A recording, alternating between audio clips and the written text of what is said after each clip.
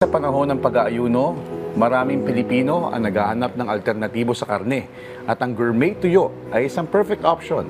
Dahil din dito naging successful sa negosyo ang Noy estudyante na si Rafaela Tayag.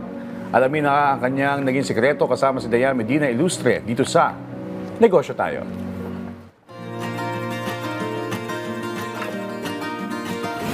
So to start off, Raf, paano ka nagsimula?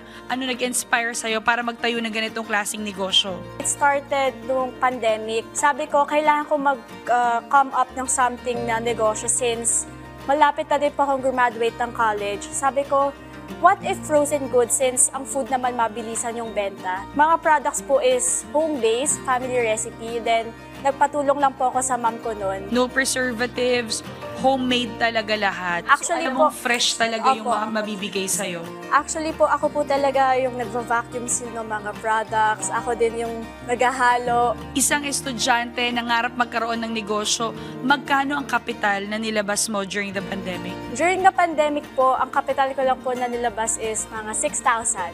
Then, nagdagdag lang po ako ng konti since nagdagdag din po ako ng products. So, a total of 12,000 po. Wala bang mga struggles and challenges along the way knowing that you started during the pandemic? Actually po nung una, sobrang hirap kasi sobrang dami din po nung lumabas ng mga frozen goods. Then, chinaga ko lang po siya sa pagpo-post. Then, namigay po ako sa mga family friends ko, sa pickleball club po. Then, sa mga kaklose ko po talaga. Then, sabi ko, pwedeng pa-help, pwedeng pa-post naman. If ever na may feedback kayo, pakisabi na lang sa akin kasi para ma-improve ko din yung lasa. Then, ayun naman po, successfully, naging successful naman yung pagbebenta. For sure, talagang malaking-malaki na yung return of investment. Ay, yung tinapa and tuyo po actually, mas nagiging sold out po right now. Then, nagulat din po ako sa sales ng longganisa na parang ang bilis po, parang sa isang month po, nagsastock po kami parang twice a week. Sabi ko, na-overwhelm ako. Sabi ko, nag-start po ako ng 12,000. Ngayon po, siguro kumikita na po ako ng mga 30K and up. Depende pa rin po sa sales. Every month po. Every month. So, ang laki na para sa isang estudyante na katulad mo. So, ano bang tips or advice ang mabibigay mo sa kanila?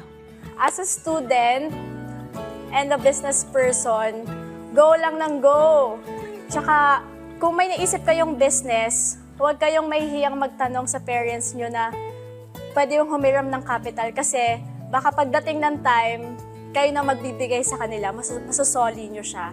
So, pag nakaisip kayo ng business, gawin nyo kagad, huwag kayong matakot.